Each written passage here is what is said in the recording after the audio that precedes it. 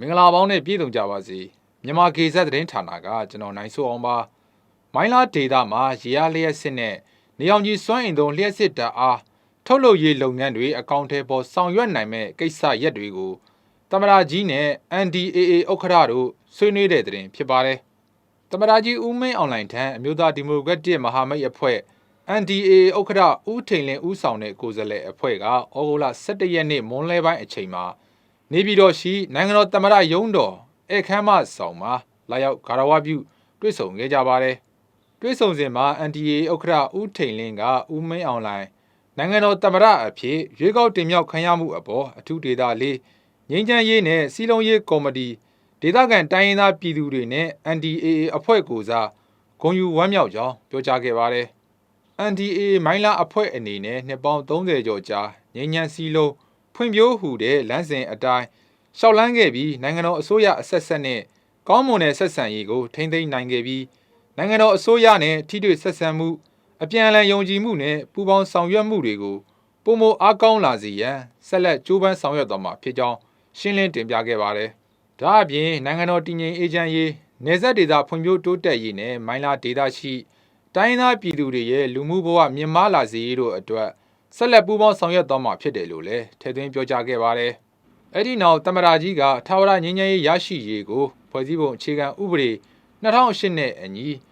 ဥပဒေကြိုးပမ်းဆောင်ရွက်လျက်ရှိတယ်လို့ပြောကြားခဲ့ပါတယ်။ဒါအပြင်မိုင်းလာဒေသတည်ငြိမ်အေးချမ်းရေးနဲ့ဗတ်စုံဖွံ့ဖြိုးတိုးတက်ရေးအတွက်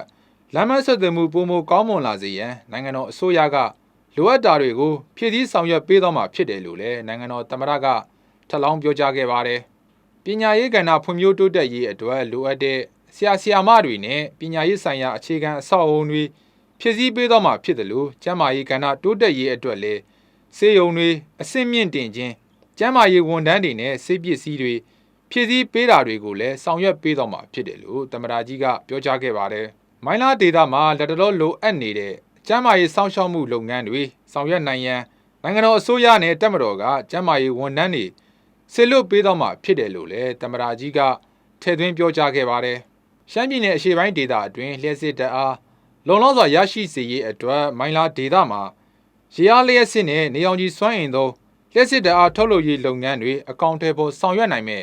အခြေအနေတွေကိုလည်းဆွေးနွေးခဲ့ကြပါတယ်။အလားတူမိုင်းလာဒေသတည်ငြိမ်အေးချမ်းရေးနဲ့ဖွံ့ဖြိုးတိုးတက်ရေးနယ်စပ်ကုန်သွယ်ရေးလုပ်ငန်းတွေအကောင့်ထဲပေါ်ဆောင်ရွက်နိုင်ရေးနဲ့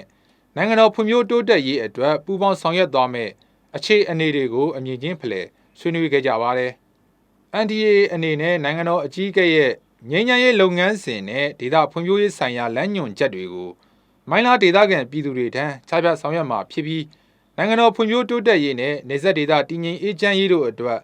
ဆက်လက်ပူးပေါင်းဆောင်ရွက်သွားမယ်အခြေအနေတွေကိုရင်းရင်းနှီးနှီးဆွေးနွေးခဲ့ကြတာဖြစ်ပါတယ်။သတင်းကြည့်ရှုပေးခဲ့ကြသူအားလုံးစိတ်ချမ်းသာကိုယ်ကျန်းမာရှိကြပါစေ။မြန်မာကေဇက်ရဲ့သတင်းတွေကို TikTok, YouTube, Telegram, Facebook တို့မှာဝင်ရောက်ကြည့်ရှုနိုင်ပါတယ်။အားလုံးကိုကျေးဇူးတင်ပါတယ်ခင်ဗျာ။